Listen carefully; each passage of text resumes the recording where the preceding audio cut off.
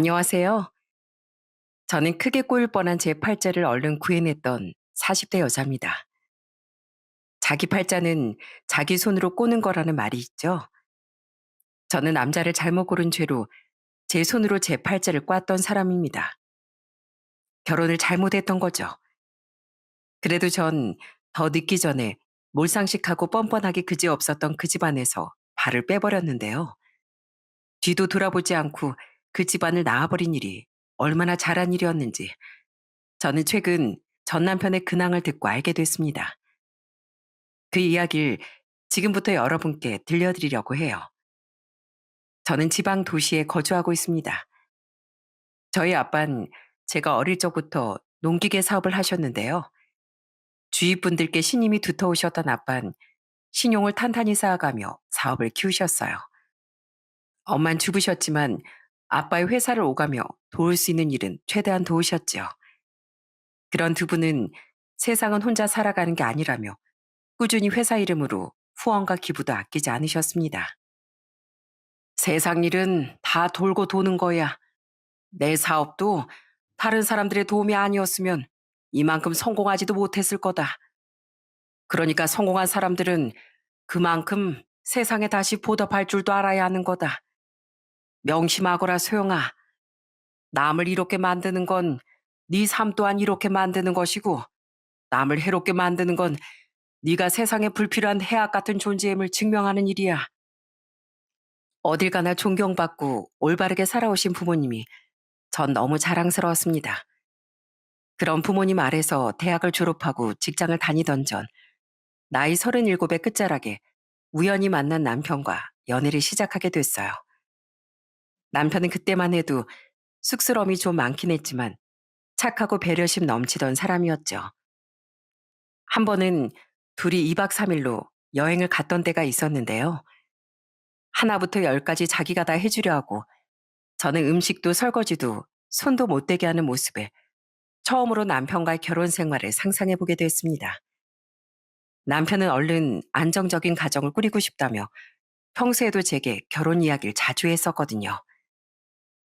어머, 같이 하지. 이걸 언제 혼자 다 했대. 영훈 씨 평소에 집에서도 엄청 깔끔하고 부지런한가 봐. 남편은 그때 갈아입은 옷도 이것저것 너저분하게 늘어놓지 않고 바로바로 개어 정리를 하더라고요. 또 함께 먹은 야식도 제가 잠깐 부모님의 전화를 받으러 나간 사이 혼자 말끔히 정리를 해놨더라고요. 친구들 말론 결혼하면 집안일이나 청소 같은 일로 그렇게 싸운다는데 남편의 그런 모습에 전 결혼에 대해 좀 더 긍정적으로 생각해 보게 됐죠. 그렇게 전 남편에게 청혼을 받고 40대 진입하기 직전 결혼 생활을 시작했습니다. 원래 신혼집은 저와 남편이 모은 돈을 합쳐 모자란 금액은 대출을 받으려고 했었는데요.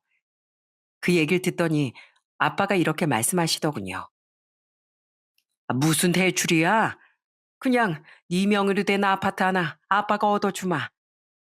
여기가 서울이면 좀 빠듯했겠지만 여긴 서울보다 집값이 저렴하니까." "아, 아니에요, 아빠. 저도 모은 돈 꽤 있어요." "됐다. 어차피 자식이라고 너 하나인데 그 하나 있는 자식 결혼할 때 집도 하나 못 해주면 이 아빠가 열심히 살아온 보람이 없을 거 아니냐. 대신 그렇게 딱 집 하나 해주고 더 이상 지원 같은 건 따로 안 해줄 거다. 남은 돈은 나중에 나랑 네 엄마랑 둘이 유유자적하게 여행도 다니고 하면서 우리 노후 자금으로 쓸 거야. 그러니까 그 이상은 아무것도 바랄 생각 말고. 알겠지?" 이렇게 부모님의 감사한 도움으로 우린 위치 좋은 곳에 아파트를 얻어 신혼을 시작할 수 있었습니다. 남편 또한 시댁의 외동아들이었는데 시부모님은 그런 아들 결혼할 때 아무것도 못 해준다며 미안해 하셨어요. 우리가 전에 살던 거의 반의 반, 아니, 그 반이라도 잘 살았으면 돈 몇 천이라도 도와줬을 텐데, 미안하구나. 시부모님은 작은 빌라에 전세로 살고 계셨는데요. 남편이 고등학생 때까지만 해도 시부께서 사업을 내서 정말 부유했다고 하더라고요. 집도 몇십억짜리 고급 주택에 살며 일하는 입주 가정부도 있었다고 했죠. 하지만 시부의 사업이 망하며 가세가 기울었다고 해요. 그 때문에 남편은 대학에 가지 않고 바로 기술 자격증을 따서 취업을 했다는데 저와 결혼할 때까지도 남편은 그 회사를 다니고 있었어요. 그런 남편의 성실함도 남편과의 결혼을 결심하는데 큰 영향을 끼쳤었죠. 감사합니다, 장인어른. 제가 도와주신 돈은 언젠간 끝까지 갚겠습니다. 남편은 저희 부모님께 정말 감사해했어요. 그리고선 부모님이 괜찮다는데도 계속 집값을 갚겠다고 하더라고요. 처음엔 됐네, 괜찮네 말씀하시던 아빠도 남편이 하도 그러니 나중엔 대충 이렇게 대답하셨죠. 그래, 그래, 갚게나. 자네가 정 그렇게 갚고 싶다는데 어쩌겠나. 물론 딸인 제가 보기엔 전혀 받으실 생각은 없는 것 같았지만 그래도 부모님은 그런 남편이 기특해 보인 것 같았어요. 저희 부모님은 남편을 많이 예뻐해 주셨거든요. 그렇게 부모님 덕에 집에 대한 부담을 덜고 시작한 결혼 생활은 처음엔 참 행복했어요. 그 덕에 전 결혼한 지 얼마 안 되어 아들을 임신했고 아들을 낳은 뒤엔 바로 연년생 딸도 가지게 됐죠. 그런데 제가 딸을 임신한 지 몇 개월이 지나면서부터 남편이 슬금슬금 이상해지기 시작하더군요. 여보, 왜 이렇게 양말이든 옷이든 허물벗듯 아무데나 벗어나? 나 가뜩이나 혼자 애 보랴 부른 배 안고 집안일 하라 힘들어. 그리고 과자 먹은 봉지도 아무데나 좀 놓지 마. 어지르는 사람 따로 있고 치우는 사람 따로 있어? 힘들게 일하고 들어온 사람한테 꼭 그렇게 따라다니면서 잔소리를 해야 돼? 쓰레기통이나 빨래통까지 갈 힘도 없어서 그래. 피곤해서. 그 정도는 집에 있는 당신이 좀 해줄 수 있잖아. 나는 뭐 놀아? 부른 배 안고 애 보는 게 얼마나 힘든 줄 알아? 당신 요즘 정말 왜 그래? 전엔 육아도 그렇고 그렇게 잘 도와주더니 이젠 집안일도 육아도 다 나 몰라라 하잖아. 어떻게 힘들다는 핑계로 설거지 한 번을 안 해? 어떻게 애 목욕을 한 번은 안 시키냐고. 나 임산부야, 임산부. 누가 당신 임산부인 거 몰라? 회사 일이 힘들어서 그렇다고 말했잖아. 나 부모님이랑 살 땐 집에서 원래 손가락 하나도 꿈쩍 안 했어. 그래도 그동안 하기 싫은 거 참고 많이 도와줬는데, 그 정도면 됐잖아. 당신 나랑 연애할 땐 그렇게 부지런하고 깔끔한 척 했잖아. 그거 다 가식이었어? 어? 언젠 결혼하면 손에 물 한 방울 안 묻히게 해주겠다며. 대한민국, 아니, 전 세계 남자들 다 붙잡고 물어봐라. 결혼 전에 여자 꼬시러 갈 땐 못할 게 뭐가 있나? 남들 다 똑같아. 다 우리처럼 살아. 아휴, 몰라. 나 피곤해. 맥주 마시고 잘 거야. 정말이지 사기 결혼 당한 것 같더라고요. 연애할 땐 세상 100점짜리 남편감인 듯 행동했던 남편은 제가 좀 편해지니까 본 모습을 드러냈던 거예요. 결혼 전에 몰랐는데 외아들이었던 남편은 시댁이 잘 살 때부터 굉장히 오냐오냐 잘한 것 같더라고요. 또 남편은 연애 땐 안 그러더니 변하기 시작하면서부터 술도 그렇게 달고 살기 시작했어요. 친구들과 마시고 올 때도 있었지만 남편은 주로 거실에 앉아 소주와 맥주를 그렇게 마셔댔죠. 저는 딸을 낳은 뒤에 혼자 애들을 둘이나 보느라 너무 바빴는데 그 꼴을 보고 좋은 소리가 나왔겠어요? 당신 애들 아빠 맞아? 내 남편 맞냐고. 나 힘들어, 힘들다고. 퇴근했으면 애 하나라도 맡아서 좀 돌봐줘야지. 어떻게 집에 오자마자 씻지도 않고 술부터 마셔? 당신이 사람이야? 낮에 장모님 오셨었다며. 그럼 당신도 좀 쉬었겠네. 그러니까 나도 좀 쉬자. 이거라도 안 마시면 내가 무슨 낙이 있겠어? 몰랐는데 남편은 원래 술을 그렇게 달고 살았다더군요.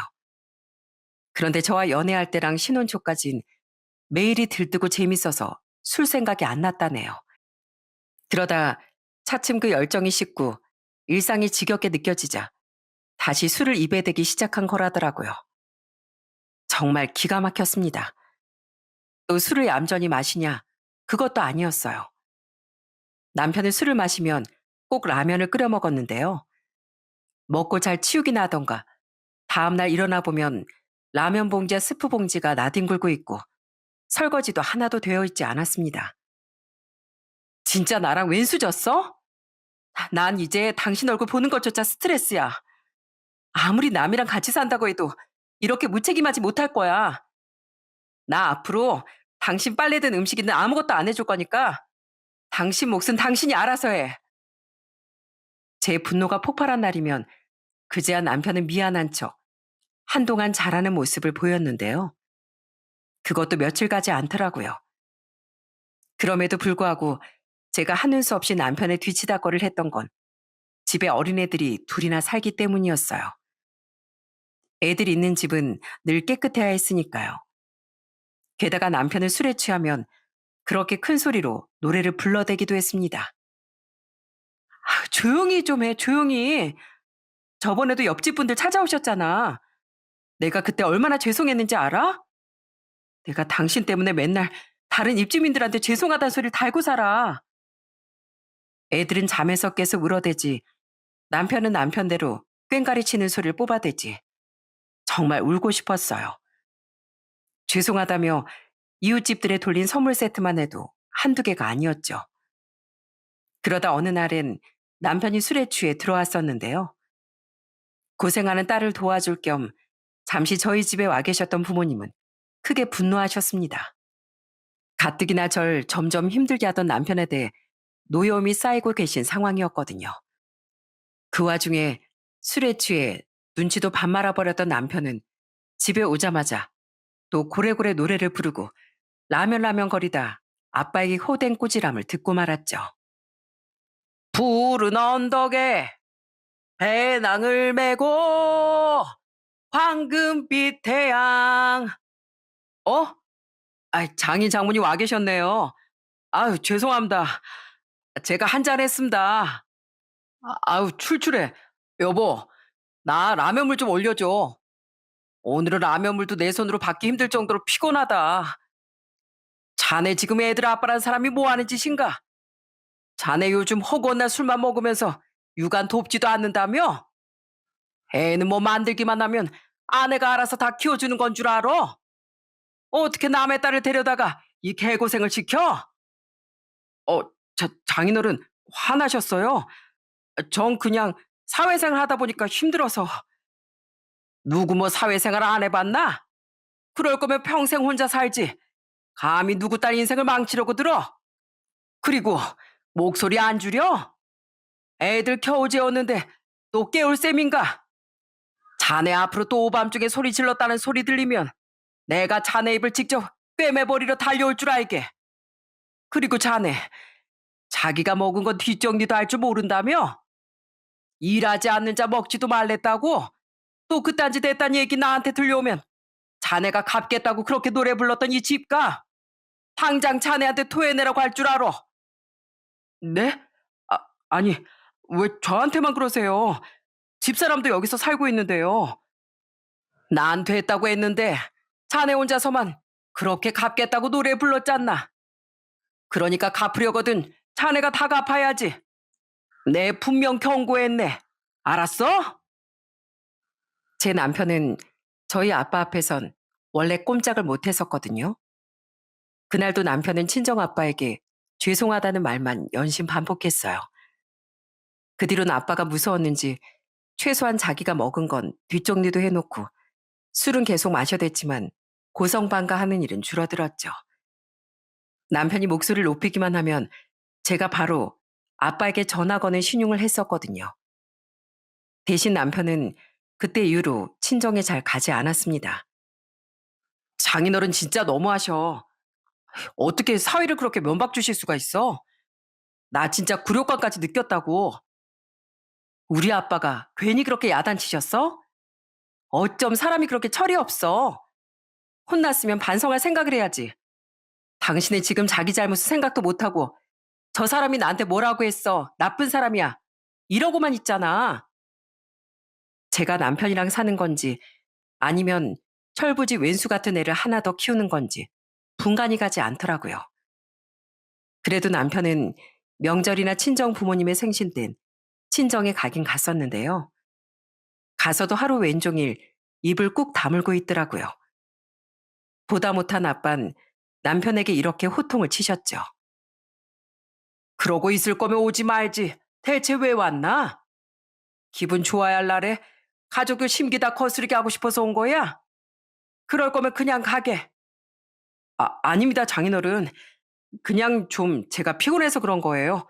죄송합니다. 그럼 또 그런 건 아니라며 남편은 들리지도 않게 웅얼웅얼 거렸습니다. 부모님께 너무 죄송하고 창피했어요. 그래서 그런 날이면 늘 집에 와서 대판 다투곤 했죠. 내가 당신 그럴 거면 그냥 집에 있으라고 했잖아. 애들 데리고 나 혼자 다녀오겠다고. 근데 왜 자꾸 그딴 식으로 굴 거면서 끝까지 친정에 따라오는 거야? 대체 왜?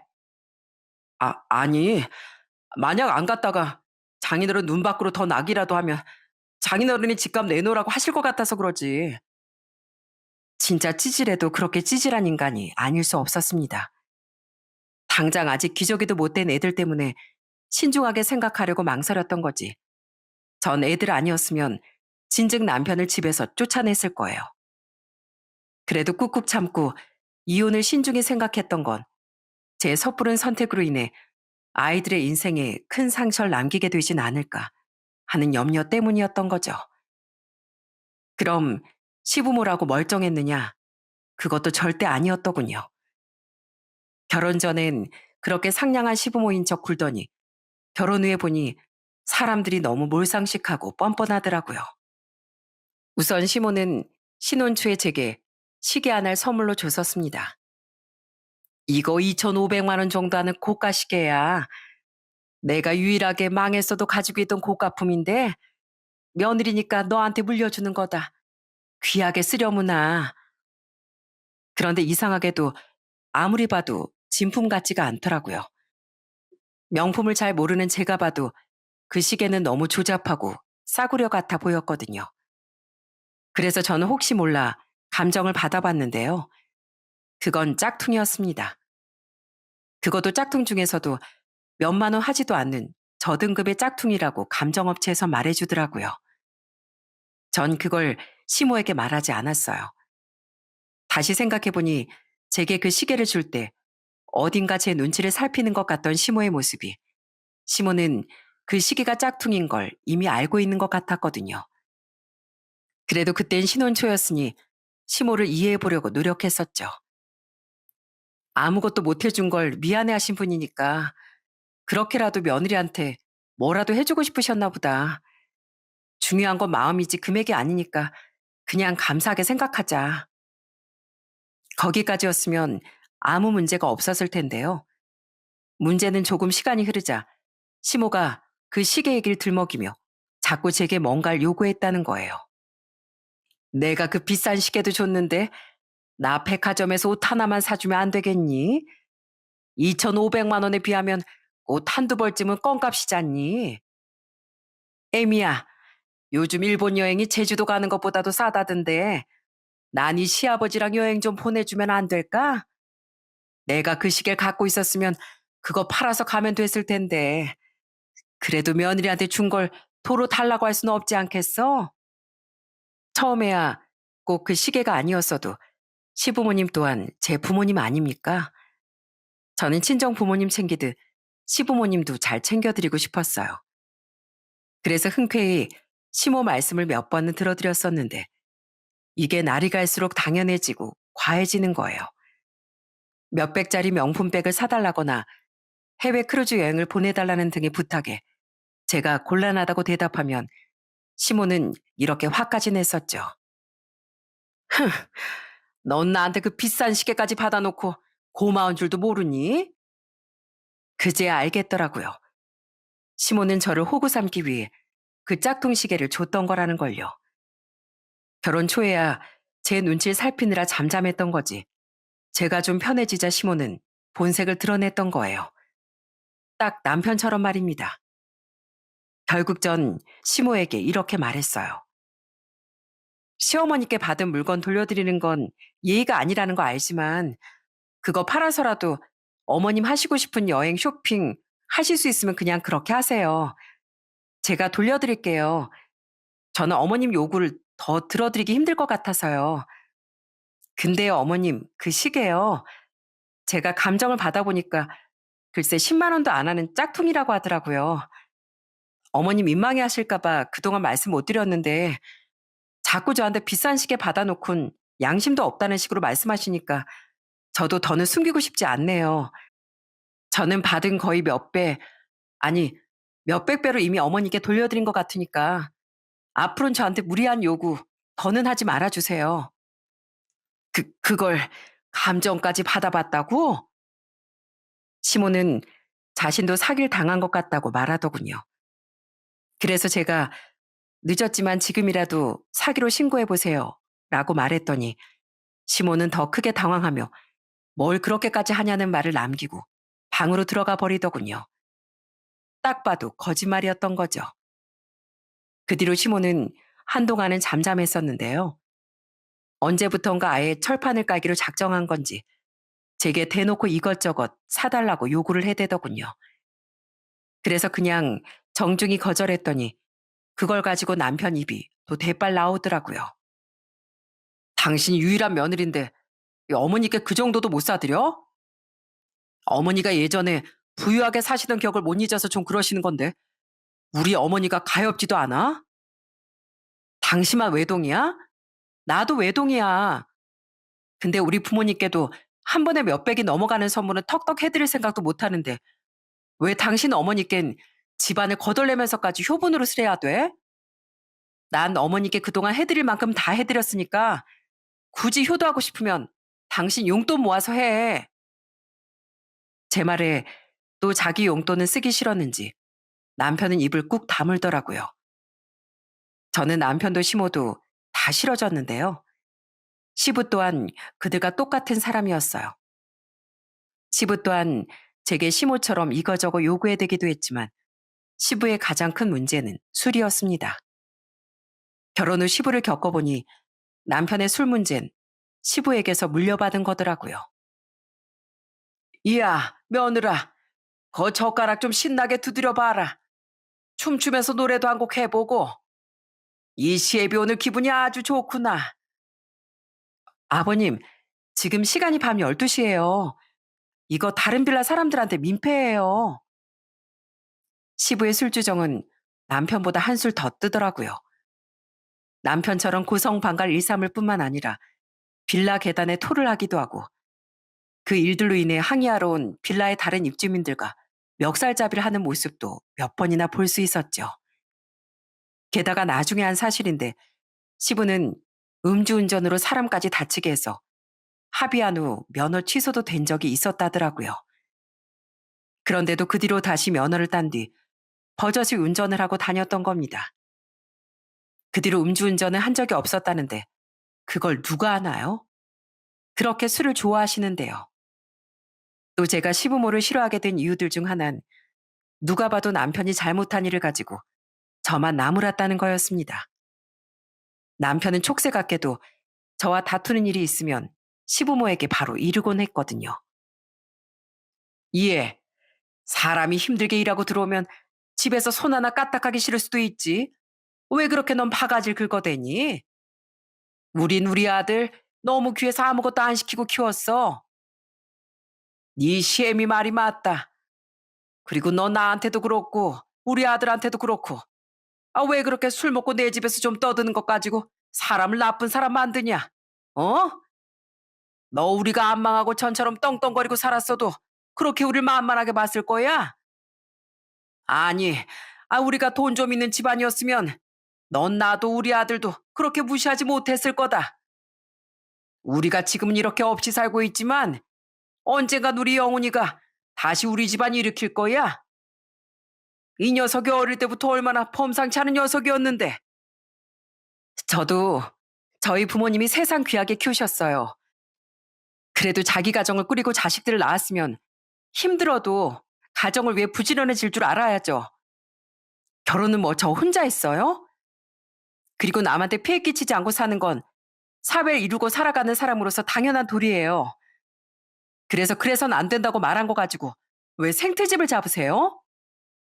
전 돈 있다고 누굴 어려워하고 또 없다고 무시하는 그런 경박한 사람 아닙니다. 저는 점점 시댁엔 거의 가지 않게 됐습니다. 남편이 그랬듯 딱 중요한 날 아니면 시댁에 발길도 하지 않았죠. 술만 마시면 애들 놀라게 진상 부리는 시부도, 제가 자신의 욕을 들어주지 않자 절 못마땅해 하던 시모도 다 싫었으니까요. 그래도 딱 기본만 했던 건 괜한 책을 잡혀 그들이 의기양양해하는 모습을 보기도 싫어서였어요. 당시엔 남편도 친정의 발길을 거의 하지 않았을 때라 아무런 마음의 짐도 없었고요.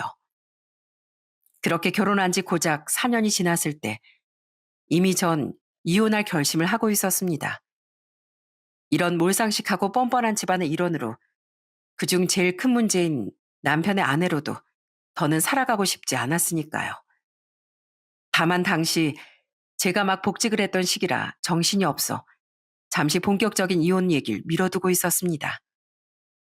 둘째가 두 돌이 지나 두 아이 모두 어린이집에 보낸 덕에 복직을 할 수 있었거든요.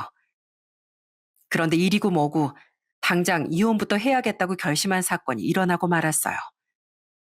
어느 날 남편은 대뜸 제게 회사를 그만뒀다고 말하더군요. 갑자기 나한테 말도 없이 그게 무슨 소리야? 아무리 요즘 우리가 사이가 안 좋아졌다고 해도 그 중요한 걸 나랑 상의도 없이 결정해? 애들 키우는데 돈이 한두 푼 들어? 아이, 정 힘들면 장인어른께서 도와주시겠지. 나 퇴직금이 계산해보니까 1억 정도 나온대. 거의 25년을 꾸준하게 다녔더니 퇴직금이 꽤 되더라고. 나 그거 조만간 통장으로 들어오면 아버지 좀 드리려고. 그 돈이 필요해서 퇴사한 거야. 그게 무슨 소리야? 1억을 아버님을 다 드린다고? 그러려고 퇴사했다니 좀 알아듣게 얘기해봐. 그게 아버지가 또 음주 사고를 내셨다네. 근데 이번엔 사람이 좀 크게 다쳤나 봐.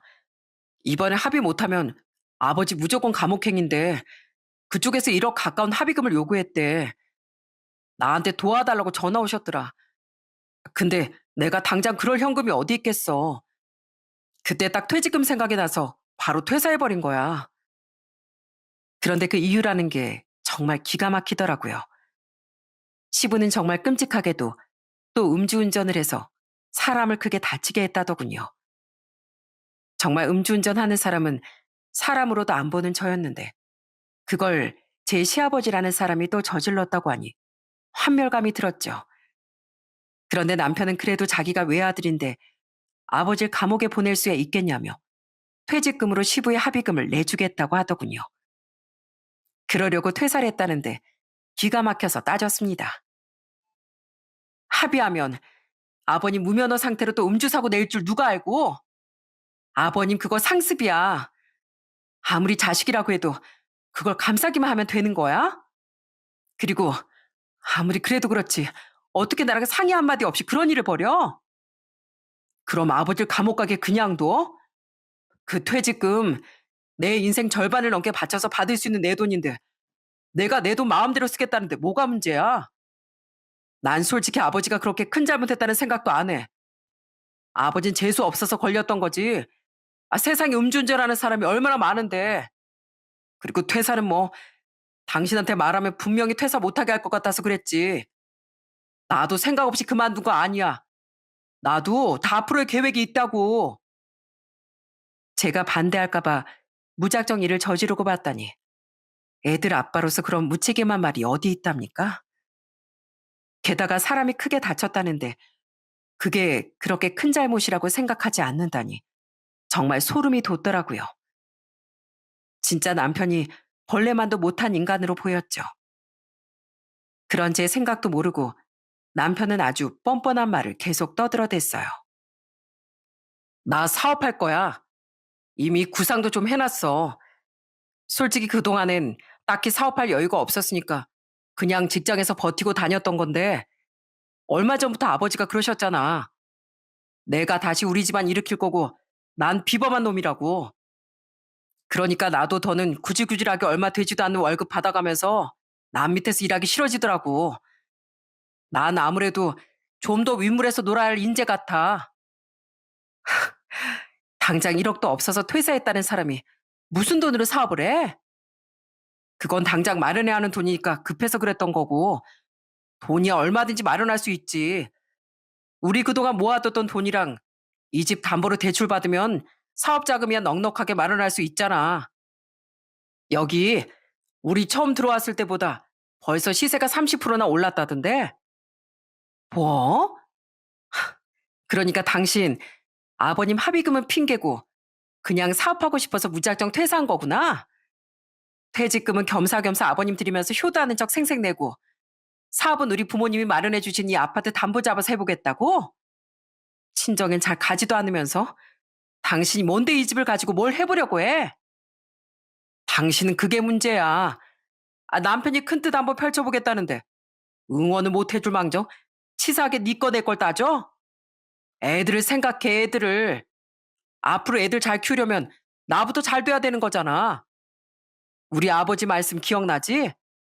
난 비범한 놈이었다는 거. 난 무조건 성공해서 전처럼 떵떵거리고 살 거고 그땐 장인어른께 이 집값도 다 갚을 거야. 그때 가서 후회하지 말고 지금부터 나한테 잘해. 후회? 후회는 당신이나 하지 마. 당신 하도 오냐오냐 자라서 세상 일이 다 당신 뜻대로 될 줄 아나 본데 천만의 말씀 만만의 콩떡이야. 딱 보니 남편은 시부 때문이 아니라 전처럼 떵떵거리고 살고 싶다는 욕심에 사업을 하고 싶어서 대뜸 회사를 그만둔 거더군요. 그것도 친정엔 그렇게 못하던 인간이 친정 도움으로 얻은 그 집을 담보 잡아서요. 그때 딱 확신이 들더라고요. 이 인간하곤 더는 하루도 못 살겠다는 확신이요. 남편은 저와 다툰 뒤 투덜거리며 술을 마시러 나가버리더군요. 그런데 잠시 뒤 시부가 제게 전화를 걸어오는 겁니다. 예미야, 너 영훈이가 내 합의금 좀 내주기로 했다고 하니까 그렇게 길길이 날뛰었다며? 너 내가 어쩜 그렇게 갈수록 정이 없어지냐? 저랑 한마디 상의도 없이 회사 그만두고 이 집 담보대출 받아서 사업한다길래 다퉜어요. 상식적으로 그게 애가 둘이나 있는 가장으로서 자기 아내랑 상의도 없이 할 수 있는 행동인가요? 이 집도 저희 부모님이 사주신 건데요. 그리고 솔직히 말씀드리는데요. 저는 남편이 아버님 합의금 내주는 거 정말 탐탁지 않아요. 운이 좋아서 피해자가 살아있는 거지. 아버님 까딱했으면 다른 사람 목숨까지 거둘 뻔하신 거예요. 그런 중죄를 지어놓고도 벌을 안 받길 원하세요?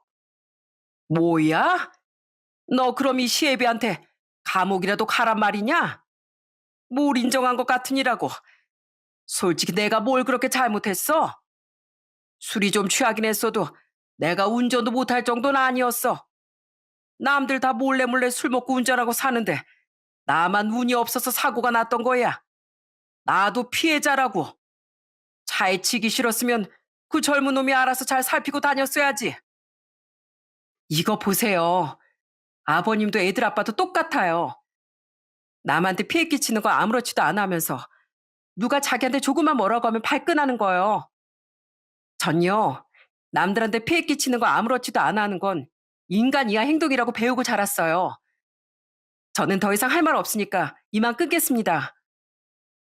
부전자전이라고 그 아빠의 그 아들이더군요. 앞으로 더는 시부와 연락할 일도 없을 것 같아 저는 바로 시부의 전화번호를 차단해버렸죠. 시모의 번호까지도요. 다음날 전 바로 부동산으로 가서 집을 내놨습니다. 어차피 친정 부모님이 100% 지원해 주셔서 마련했던 제 명의의 집이었기에 제 마음대로 처분할 수 있었거든요. 그리고 전 남편이 퇴근하길 기다렸다가 남편이 오자마자 서류 봉투 하나를 내밀었어요. 이게 뭐야? 열어봐. 당신이 그렇게 받고 싶어서 안달했던 거야. 내가 받고 싶어 했던 거? 아, 당신 오늘 은행이라도 다녀온 거야? 대출 서류인가? 남편은 해벌쭉 웃으며 그 서류 봉투를 열어보더군요. 하지만 그 안에 든 서류를 확인하자 얼빠진 표정을 짓더라고요. 저는 저를 억울하게 쳐다보던 남편에게 싱긋 웃으며 인생이 결코 만만하지 않음을 일깨워줬죠. 이건 이혼 서류잖아. 지금 이혼하자는 거야? 내가 언제 이걸 받고 싶어서 안달했다는 거야? 그럼 아니야? 난 그동안 당신이 어떻게든 나랑 이혼하고 싶어서 발악한 줄 알았지. 그동안 육아도 집안일도 다 팽개치고 술 문제로 나 괴롭혔던 일도 당신 부모님 행동들도 어제 일까지도 전부 다. 그게 아니고서야 어느 정신 빠진 인간이 이혼당할 생각도 안 하고 그런 짓들을 해? 나 오늘 회사 휴가 쓰고 부동산에 집 내놨어. 그리고 친구한테 소개받은 변호사 찾아가서 이혼 상담도 받고 왔거든? 내가 한없이 유리한 이혼이니까 버틸 생각 말고 그냥 협의 이혼해. 아, 아니, 여보. 난 그런 게 아니라 가족이니까 당신도 이제 내 가족이니까 좀 편하게 했던 거지. 원래 사랑하면 그 사람의 본 모습까지 다 안아주는 법이잖아.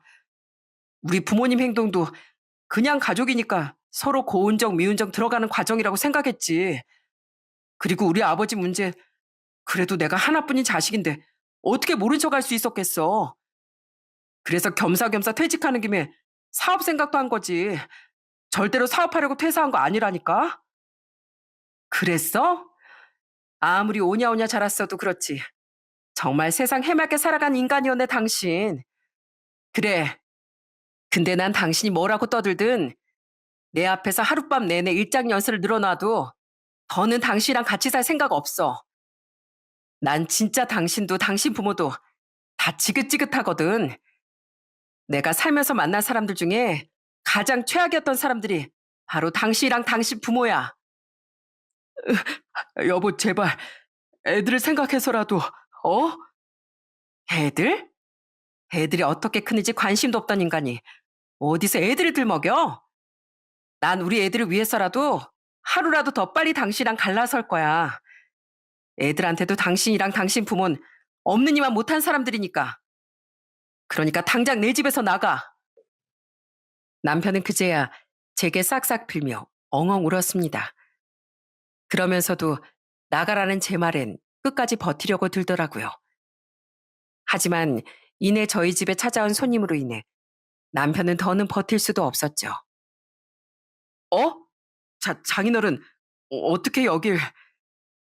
내가 내 돈으로 마련해준 내 딸 집에 마음대로 오지도 못하나? 근데 자넨 왜 아직도 여기 있어? 소영아, 아직도 이놈 못 쫓아낸 거야? 나가라고 했는데 힘으로 버티네요. 아깐 제 팔목도 막 부러뜨릴 것처럼 잡던데요. 뭐? 이 겁대가리 없는 놈이 감히 누구 딸 팔목을 뭐가 어째? 아니, 그게 아니라요. 장인어른. 그 손님은 제가 혹시 몰라 미리 좀 와주십사 부탁드렸던 바로 저희 아빠였습니다. 저희 아빠 앞에선 꼼짝도 못했던 남편은 어쩔 줄 모르고 쩔쩔맸어요. 그리고 결국 저희 아빠 이런 으름장을 듣고 짐을 싸서 터덜터덜 쫓겨날 수밖에 없었죠. 내가 그동안 괘씸한 잔을 그냥 두고 봤던 건 부모가 나서서 자식한테 이혼해라 어째라면 소영이가 스스로 인생을 판단하고 헤쳐나가는 능력을 기르지 못할 것 같아서였어. 그래서 우리 딸이 옳은 판단을 할 거라고 믿고 기다렸던 거야. 근데 이젠 소영이가 자네랑 이혼한다고 하니 내가 얼마나 한시름 났는지 아나? 근데 감히 자네가 어렵게 한 내 딸 결정을 방해해? 당장 안 나가면 내가 돈을 얼마를 써서라도 사람 써서 자네 억지로 끌어낼 걸세. 내 힘으론 자네를 어떻게 못해도 나한텐 돈이 있으니까. 어디 험한 꼴 한번 볼 텐가? 아무리 아빠 나이가 당시 70이 다 되셨다고 한들 남편은 완전히 아빠에게 기세로 밀렸던 겁니다. 그렇게 집을 나갔던 남편은 시댁으로 간 모양이었어요. 왜냐하면 시모가 아빠 휴대폰으로 전화를 걸어 아주 난리를 쳤었거든요. 제가 시모의 번호를 차단해서 받지 않았으니 시모는 알고만 있었지 한 번도 따로 연락한 적은 없었던 저희 아빠에게 전화를 걸었던 거죠. 돈 좀 있다고 기고만장해선 감히 내 아들 집에서 내쫓았습니까? 당신이 뭔데 우리 아들 이렇게 처량하게 만들어요? 이혼? 이까진 일이 뭐 대수라고 법원에서 이혼을 하라고 하겠어요? 당장 애미한테 우리 앞에 와서 무릎 꿇고 빌라고 하세요. 잘은 안 들렸지만 시모는 아직까지 현실 파악을 제대로 못하고 있는 것 같았습니다. 아빤 그런 시모에게 이러쿵저러쿵하며 힘을 빼지도 않으셨어요. 아빤 간결하게 한마디를 하시곤 바로 전화를 끊어버리셨죠. 자식 잘못 키운 한심한 여편네 같으니라고 거 창피한 줄 아시오. 이후 저희 집은 집값이 많이 올랐어도 워낙 입지가 괜찮은 곳이라 빠르게 팔렸습니다. 저는 애들을 데리고 친정으로 들어갔죠. 그리고 집을 판 돈은 고스란히 다시 부모님께 드렸어요. 부모님은 제게 이혼을 잘한 거라고 말씀하셨습니다. 만약 그런 놈을 계속 참고 살았으면 우리 속이 터졌을 거다. 그런데 아니다 싶을 때 확실하게 정리해버린 널 보니까 우리가 딸을 야무지게 잘 키웠다는 생각이 들더구나. 애들을 생각해서라도 그게 맞는 거다. 잘못을 했어도 고쳐질 기미가 보이는 사람이 있고 싹수가 아주 노란 사람이 있는데 조서방은 우리가 보기엔 후자였거든. 그런 막대 먹은 집안인 걸 결혼 전에 진즉 알아봤어 했는데 부모가 돼서 미안하구나. 그리고는 오히려 딸인 제게 미안해 하셨는데 저는 그 곱절로 죄송한 마음에 눈물이 났습니다. 한편 양심도 없지 남편은 계속 이혼을 거부하더군요. 결국 우린 법정 싸움까지 불사하게 됐고 아이들의 양육권 다툼까지 겹쳐 이혼 소송 기간이 좀 길어졌습니다. 그런데 어느 날 남편이 저희 직장 앞으로 찾아왔더라고요. 딱 보니 아빠가 무서워서 친정 앞으로 못 찾아온 것 같았죠. 저는 그때까진 시부가 합의는 잘 맞췄는지 어쨌는지 관심도 없었는데요. 그런데 남편이 하는 말을 들어보니 시댁은 완전 초토화가 되어 있었더라고요. 우선 기가 막히게도 남편은 자기 퇴직금을 시부의 합의금으로 결국 내놓지 않았다고 하더군요. 당신하고 진짜 이혼하게 되면 당장 내 사업 자금은 어떡해. 아무리 가족이라도 내 미래가 먼저지 아버지가 먼저가 아니잖아. 죄송하긴 했는데 솔직히 나부터 살아야지. 남편은 저와 이혼하게 될 위기에 놓이자 집을 담보로 대출받아 사업 자금을 마련하지 못하게 생겼으니 그 1억이 아까웠던 겁니다. 그렇게 외아들 외아들 하더니 진짜 이기적이고 못돼 처먹은 인간이었죠. 남편은 자기도 좀 그랬는지 시부를 이참에 확 정신 차리게 해주려고 했다는 말을 덧붙이더군요. 뭐 전 믿지도 않았지만요. 남편은 하도 시부모가 남편에게 제발 합의금을 내달라고 애원하자 돈을 주기 싫어서 시댁을 나온 지 좀 됐다고 말하더군요. 그럼 당신 아버진 지금 재판 중이야? 교도소 가셨어? 아니, 두 분 살던 전셋집 빼서 그 보증금으로 합의금 내고 지금 방 한 칸짜리로 이사 가셨대. 내가 아버지 모른 척한 게 괘씸하다고 평생 인연 끊자고 하시더라.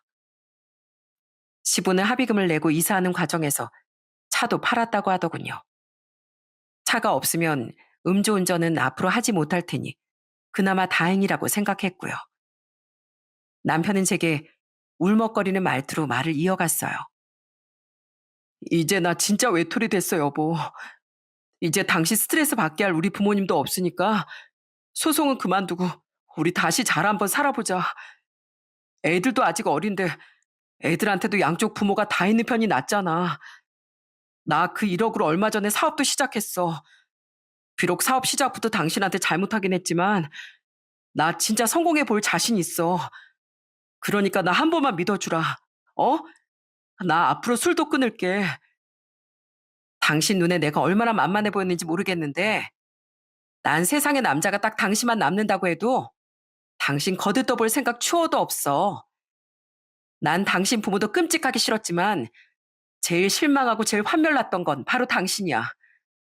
소 잃고 외양간 고치려 들어도 이미 늦었으니까 혼물켤 생각도 하지 말고 술 끊었든 말든 사업을 성공하든 말든 그건 알아서 하고 또 찾아오면 그땐 우리 아빠 얼굴 마주하게 될 줄 알아? 저는 귀찮다는 식으로 개나 벌레 쫓듯이 손으로 휘휘 남편을 쫓아냈습니다. 그로부터 얼마 뒤 저는 드디어 소송에서 승소했어요. 아이들도 양육 환경이 훨씬 좋았던 제가 데려올 수 있었기에 남편은 제게 다달이 양육비까지 보내야 했죠. 살던 아파트는 제 특유 재산으로 분리되어 남편이 분할받을 몫은 없었지만 저는 남편이 받은 퇴직금의 아주 약간의 일부를 분할받을 수 있었답니다. 배우자가 퇴사 후 퇴직금을 받았을 때 회사에 근속한 기간 중 결혼 생활을 유지한 기간만큼의 퇴직금은 재산 분할 대상이라고 하더라고요. 비록 제가 출산과 육아로 쉰 기간이 있어 많이 받지 못했지만 몇백만 원 정도는 제 몫이 되었죠. 전 남편을 마지막으로 본 날 이혼으로 인해 자신에게 손해만 막심하게 됐다고 울상을 지었습니다. 그렇게 이혼이 마무리된 지 지금은 2년이 지났는데요. 몇 달 전부터 전 남편이 양육비를 보내오지도 않고 연락도 되지 않더라고요. 처음 한동안은 통화도 하고 싶지 않아 언제 보내나 기다려봤는데 계속 입금이 되지 않으니 제가 전화를 해본 거예요. 결국 연락이 되지 않아 전 남편의 소식을 알아봤습니다. 그 결과 지금 전 남편은 감옥에 수감 중이라는 충격적인 사실을 듣게 됐죠. 전 남편은 이혼한 뒤 사업하느라 바쁘다며 애들 면접 교섭권은 쓸 생각도 안 했었거든요. 그렇게 양육권을 못 준다고 소송으로 버티더니 역시 아빠 자격도 없는 인간이구나 생각해 꼬박꼬박 양육비는 보내왔었으니 전 남편 소식엔 관심도 갖지 않았었는데요. 그 사이 전 남편은 시작한 지 오래되지도 않았던 사업을 말아먹고 술에만 빠져 살았었다고 해요. 제 전화는 양육비를 보낼 상황이 안 됐으니 계속 받지 않았던 거고요. 술 취해선 자기 인생 망했다. 이혼당하고 사업도 망하고 부모한테도 절연당했다. 자기 인생 한번 더럽게 꼬였다. 막 이러면서 주위에 엄청 술주정을 해댔대. 전화로 말이야. 그러다가 사업 망한 지 얼마 안 돼선 음주운전까지 해서 사람을 진짜 크게 다치게 만들었다나 봐. 다행히 피해자가 목숨은 건졌는데 피해자 측에서 영훈 씨를 엄청 괘씸했대. 절대 합의할 생각도 없고 엄벌에 처해달라고 탄원서까지 냈다더라. 정말 끝까지 엄청난 부전자전이었어요. 초범이었어도 사람을 크게 다치게 한 전 남편은 결국 합의도 하지 못해 얼마 전 실형을 받게 됐다고 하더군요. 제발 감옥 가지 않게 합의금 좀 빌려달라던 시부를 외면했던 전 남편은 아이러니하게도 자기가 감옥에 갇히는 신세가 됐던 거죠. 그래도 애들 아빠인데 전 남편이 너무 처참하게 망가진 것 같아 솔직히 마음은 좋지 않았어요. 하지만 그 누구도 전 남편에게 무리해서 사업을 시작하라고 떠밀지도 않았고 자기 부모에게 불효해서 절연당하라고도 술 먹고 차를 몰라고도 시키지 않았었잖아요. 그 모든 건 전 남편 스스로 자초한 일이었으니 불쌍해할 필요는 없다고 생각했어요. 무엇보다 음주운전을 하는 사람들은 언제 다른 사람의 인생을 망가뜨릴지 모르는 움직이는 재난 덩어리 같다고 생각했으니까요. 저는 제발 이번 기회로 전 남편이 음주운전만은 더는 생각도 하지 말며 살길 바랬습니다.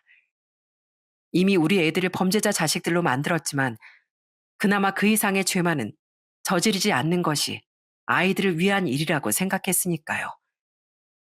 양육비 일은 전 배우자가 돈이 없으면 소송을 걸어도 받아내기 어렵다고 하니 시간을 두고 방법을 잘 고민해 봐야 할 것 같아요. 그리고 시부와 시모에 대한 소식은 아직까지 전혀 듣지 못했는데요. 그 사람들도 뻔뻔하고 몰상식한 성격을 바꾸지 못하는 이상 자신들의 손으로 자기들의 불행을 자초하며 살 것 같다고 생각하고 있습니다. 전 지금 부모님과 아이들을 키우며 아주 잘 살고 있어요. 부모님과 아이들, 이렇게 네 사람만으로도 제가 평생 아끼고 사랑해야 할 가족은 충분하다고 생각합니다. 그래서 전 앞으로도 재혼 생각은 없이 지금의 가족들하고만 함께 행복하게 살아가려고 해요. 절 진심으로 아껴주고 사랑해주는 지금의 가족들만 지키기에도 시간이 너무 짧다고 생각하니까요. 여러분, 세상은 내가 어떤 마음가짐으로 어떻게 살아가느냐에 따라 내게 천국이 될지 지옥이 될지 나뉘는 것 같습니다. 남에게 피해를 주지 않고 내게 주어진 환경 안에서 행복을 찾으며 살아가는 이들과 그 정반대의 사람들 앞에 주어진 미래는 극과 극으로 달라지는 법이더라고요. 이혼의 아픔을 겪긴 했지만 행복하게 살아가고 있는 저와 감옥에서 피눈물을 흘리고 있을 전 남편처럼 말이죠. 물론 어쩔 수 없는 경우나 예외는 있는 법입니다. 그래도 조금이나마 이 세상이 여러분께 관대하길 바라신다면 제 전 남편이나 전 시댁 식구들처럼 남의 것을 탐하고 남의 인생을 망가뜨리는 일은 절대 하지 마시길 바랍니다. 그럼 전 여기서 이만 인사드릴게요. 끝까지 들어주셔서 감사드립니다.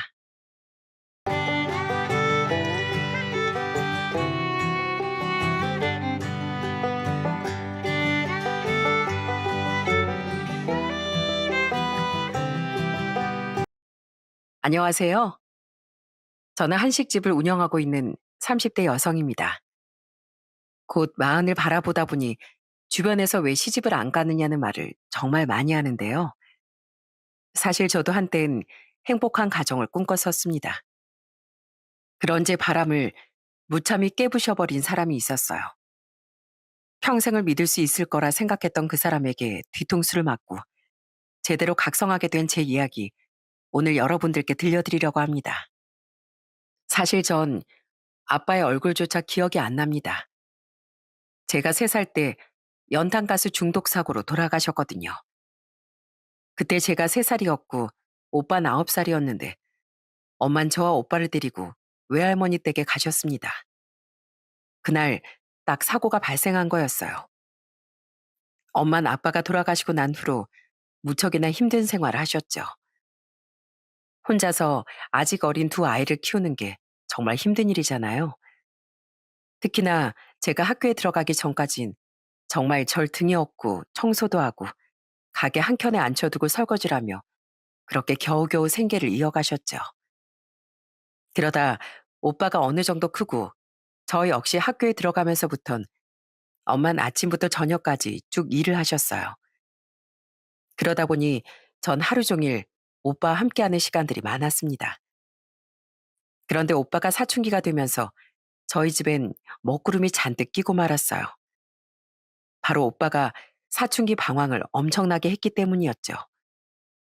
질 나쁜 친구들과 어울려 다니며 사고를 치니 엄마가 오빠를 정말 많이 혼냈답니다. 영민아, 너 지금 그렇게 하고 다닐 때야? 다른 건 몰라도 지숙인 챙겨야지. 동생 혼자서 집에 하루 종일 있게 하면 어떡해. 엄마가 다른 부탁을 하는 것도 아니고 동생 좀 챙기라는 게 그렇게 어렵니? 엄마, 제가 알아서 할게요. 그리고 지숙이도 혼자서 집에 있을 수 있다고요. 왜 저한테 자꾸 지숙이를 맡기세요? 솔직히 엄마가 지숙이 봐야 하는 거 아니에요? 뭐? 이놈의 자식이 지금 엄마한테 무슨 소리 하는 거야? 엄마가 집에 있으면 누가 밥 먹여준다니? 하루 종일 집에 있는 거 싫으면 저녁 일찍이라도 들어와. 지숙이 혼자 밥을 어떻게 해 먹어? 알아서 먹겠죠. 그걸 왜 저한테 물어요? 아이, 진짜. 저게 정말? 야, 김영민. 너 어디가? 얼른 안 들어와? 김영민! 오빤 애타는 엄마의 부름에도 대꾸도 하지 않고 그날 집을 나가버렸습니다. 엄만 오빠가 집을 나가자 엄청 속상해 하셨어요. 그런데 하루만 지나면 돌아올 것 같았던 오빠의 가출은 이틀, 3일이 지나고서도 끝이 나지 않았습니다. 그래서 전 엄마와 함께 동네 여기저기를 떠돌면서 오빠를 찾기도 했어요. 혹시 우리 영민이 봤어요? 여기 자주 오는 것 같던데 오늘 안 왔어요? 혹시 우리 영민이 오면 엄마가 걱정한다고 얼른 집에 가보라고 좀 전해주세요. 얘들아, 영민이 못 봤니? 학교에서도 못 봤고? 알았어.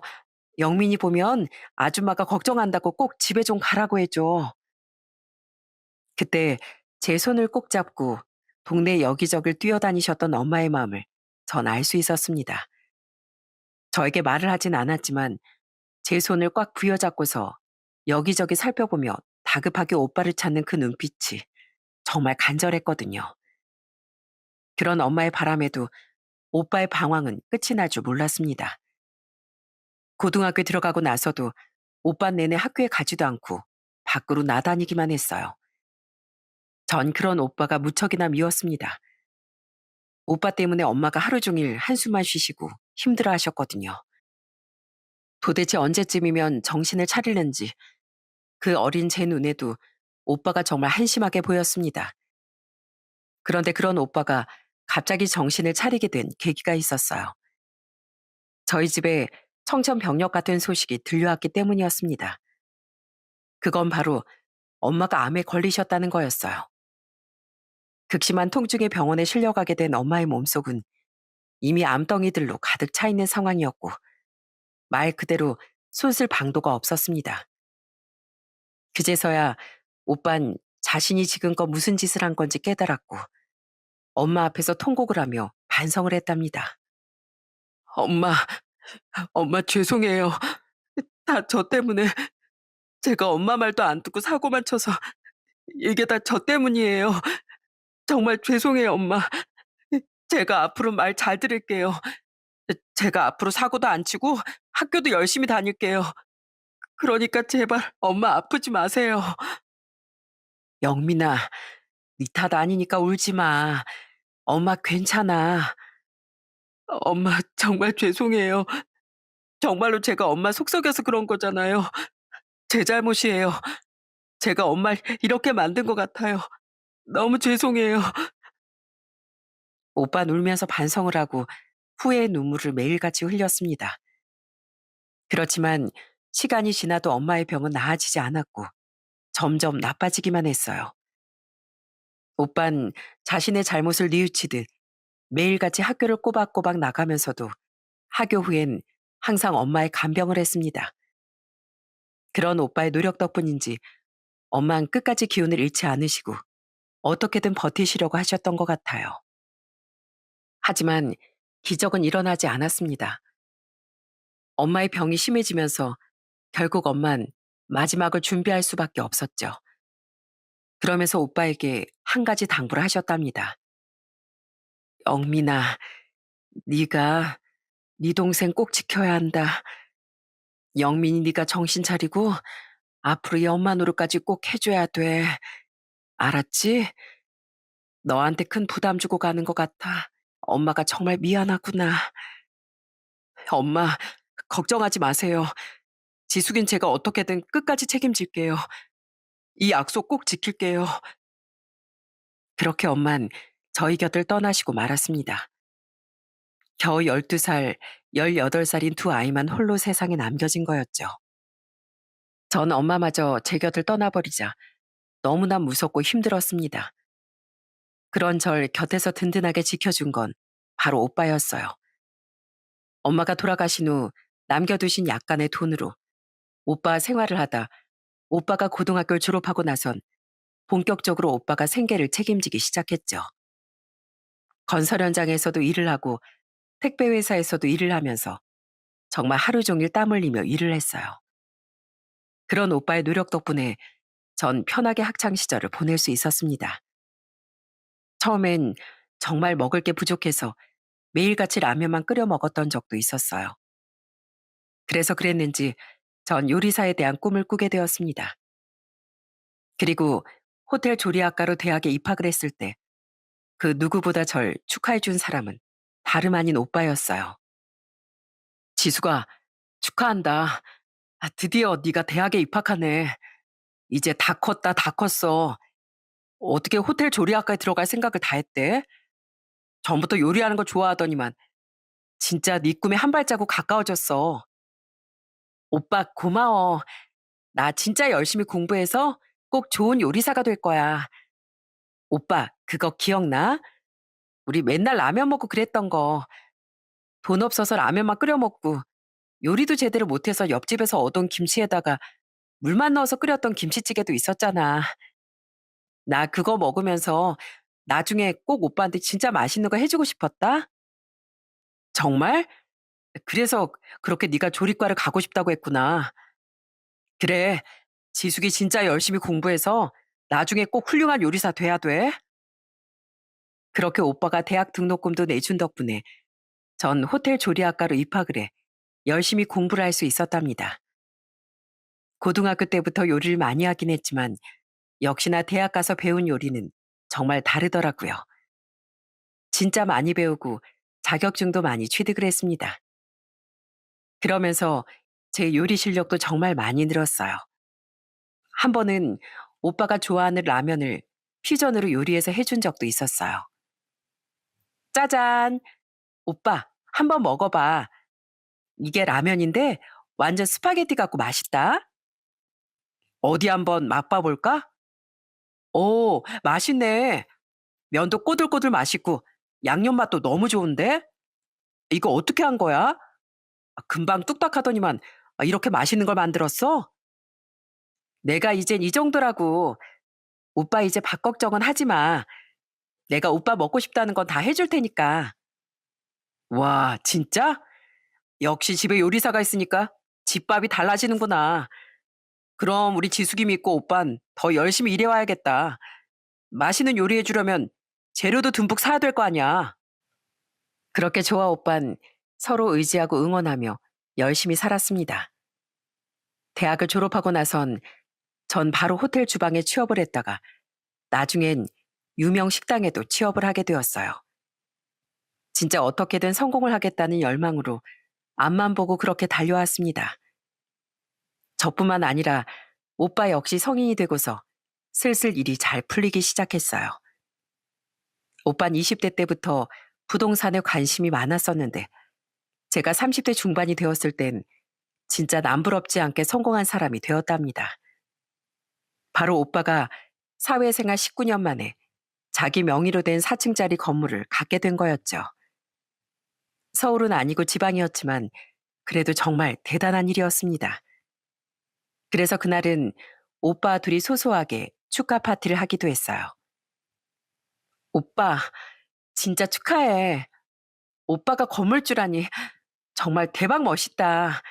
너무너무 축하해. 고맙다, 지수가. 이런 날이 과연 올까 싶었는데 진짜 막상 이루고 나니까 실감이 안 나네. 기쁘기도 하고 또 엄마가 계셨으면 더 좋아하셨을 텐데 싶기도 하고 말이야. 오빠, 엄만 하늘에서 보시고서 엄청 기특해 하실 거야. 그 말썽쟁이 오빠가 건물주 될 거라고 상상이나 했겠어? 진짜 대단해. 남들은 좋은 대학, 좋은 집안에서 태어나도 혼자서 이렇게까지 이루는 사람 별로 없을 텐데 오빤 혼자서 이걸 다 해낸 거잖아. 그러니 얼마나 대단해. 진짜 축하해, 오빠. 오늘은 내가 아주 맛있는 스테이크 구워봤어. 우리 한 잔 짠하자. 그렇게 오빠가 건물주가 되고 나서부턴 정말 좋은 일들이 연달아 생겼습니다. 그때 당시 연애를 하고 있었던 오빤 여자친구와 결혼까지 하게 되었어요. 오빠가 정말 힘들 때부터 옆에서 쭉 지켜봤던 사람이 바로 세연이었습니다. 세연이는 너무너무 착하고 좋은 사람이었어요. 저와 같이 호텔 조리학과 출신이었는데 말투도 너무 다정다감하고 따뜻했습니다. 항상 제가 오빠 세연이를 만나러 가면 세연이는 절 위해 정말 요리를 엄청 해주곤 했어요. 와, 언니, 이게 다 뭐예요? 오늘 무슨 잔치래요? 이거 설마 언니 혼자서 한 거 아니죠?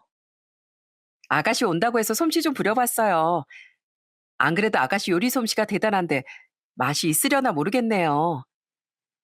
여보, 당연히 당신이 한 게 더 맛있지. 야, 지수가, 네 새언니가 오늘 새벽부터 장 보고 얼마나 열심히 요리했는지 아냐? 너 먹인다고 하나하나 정성 들여서 요리했어. 갈 때, 그리고 먹을 거 다 싸가지고 가. 일하느라 밥 제대로 못 챙겨 먹는 것 같다고 요새 얼마나 걱정했는지 알아? 전보다 살이 왜 이렇게 빠졌냐고 날 혼내더라니까. 진짜요? 언니, 저 너무 감동이에요. 저 오늘 이거 다 먹고 갈게요. 그 정도로 세연인 정말 절 잘 챙겨줬습니다. 이렇게 착한 사람과 오빠가 결혼을 했다는 게 너무 안심이 되고 좋았어요. 세연인 오빠 결혼을 하고서 오빠 건물에 고급 한식집을 차리기도 했습니다. 워낙 손맛이 좋아서 당연히 잘 될 거라고 생각을 했었어요. 첫 오픈을 했을 때도 저도 당연히 가서 축하해주기도 했고요. 새언니, 정말 너무 축하해요. 인테리어도 너무 예쁘고 엄청 고급스러운데요? 역시 우리 새언니 센스는 알아줘야 한다니까. 음식도 어쩜 이렇게 정갈하게 해요? 나 진짜 새언니한테서 좀 배워야 될 것 같아요. 에이, 아가씨도 참 고마워요. 바쁜데 여기까지 와서 축하해 줘서. 아가씨가 그렇게 얘기해 주니까 제가 한결 마음이 놓이네요. 정말 잘 될 것 같아요. 새언니 손맛이 얼마나 좋은데요. 제가 여기저기 입소문도 많이 낼게요. 그렇게 호기롭게 시작한 고급 한정식은 초기엔 조금 잘 되는 듯 했습니다. 그렇지만 시간이 지날수록 한식집이 생각보다 잘 되지 않더라고요. 그러다 보니 새언니가 스트레스도 어마어마하게 받고 우울해하기도 했습니다. 제가 옆에서 보기엔 새언니가 정말 열정을 다해서 열심히 운영하고 있는 것 같았는데 그게 다른 사람 눈엔 안 보이는 것 같아 너무 안타깝고 마음이 아팠어요. 그렇게 정말 애쓰면서 한식집을 운영해서 그랬는지 결국 1년 만에 탈이 생기고 말았습니다. 바로 새언니가 폐암에 걸리고 만 것이었어요. 천만다행으로 초기 진단을 받아 빠르게 치료를 시작하게 됐지만 그 소식을 듣고서 저나 오빤 큰 충격에 빠질 수밖에 없었죠. 정말 시간이 날 때마다 새언니 병문안을 가서 힘을 주고 위로를 했습니다. 힘들어하는 오빠도 곁에서 응원해주면서 이 위기를 잘 극복하길 빌었습니다. 그러다 얼마 뒤 오빠가 잠시 할 말이 있다며 절 불렀어요. 전 오빠가 하는 얘기를 듣고 진짜 깜짝 놀랄 수밖에 없었습니다. 지수가, 너 혹시 한식당 맡아서 운영해 볼 생각 없냐? 네 새언니가 아무래도 애정을 갖고 운영하던 곳이라 그런가 정리하기엔 좀 아깝다고 생각하는 것 같아서 이왕이면 믿을 수 있는 사람한테 맡기는 게 좋을 것 같다고 하길래 딱 네 생각이 나더라고. 내가? 에이, 난 그냥 직원으로 요리만 하던 사람인데 내가 어떻게 그걸 해? 왜 못해? 너 네 식당 하나 차리는 거 네 꿈이었잖아. 이왕 이렇게 된 거 네가 그 꿈 한번 펼쳐봐. 남의 식당에서 애쓰게 일하지 말고 정말 정식으로 네 식당을 시작해보라고. 지금은 오빠 명의로 되어 있으니까 세금이나 뭐 이런 건 걱정하지 말고 오빠가 다 처리해 줄게. 그러니까 이번에 한번 시작해봐. 갑작스러운 오빠의 제안에 좀 놀라긴 했습니다. 예전부터 제 식당을 차리고 싶긴 했지만 아직 좀 이른 게 아닌가 싶기도 했거든요. 생각을 좀 해보겠다고 하고선 새언니 병문안을 가게 되었어요. 그런데 병문안을 가니 새언니가 제 손을 잡으며 그 식당을 꼭 운영해달라고 말을 하는 거였어요. 아가씨, 전 식당 운영하는 체질이 아닌가 봐요. 내가 하면 잘할 수 있을 거라고 생각했는데 생각해보니까 난 영 사장 타입은 아닌 것 같아. 근데 이번에 곰곰이 생각해보니까 아가씨는 진짜 잘할 것 같아요. 제가요? 전 그런 경험도 전혀 없는데 잘 못할 것 같아서 선뜻 받아들이지 못하겠어요. 아, 왜요? 예전에 들어보니까 오빠 좋아하는 메뉴 가지고 이것도 해보고 저것도 해보면서 메뉴 개발도 많이 하고 그랬다면서요. 아가씨는 분명 잘할 거예요. 누구보다 요리하는 거 좋아하고 또 사람들한테 대접하는 것도 좋아하잖아요. 그러니까 아가씨 꼭 해봐요. 난 우리 아가씨가 꼭 해봤으면 좋겠어.